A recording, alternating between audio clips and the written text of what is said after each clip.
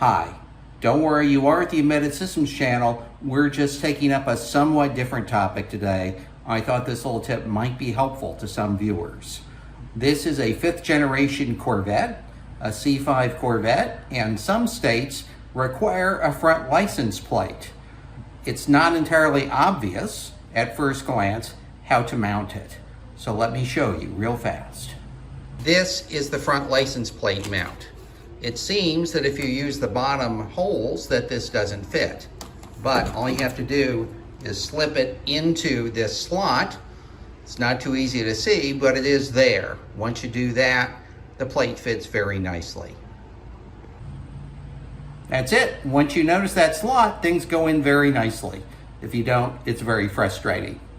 Thanks for watching. See you later.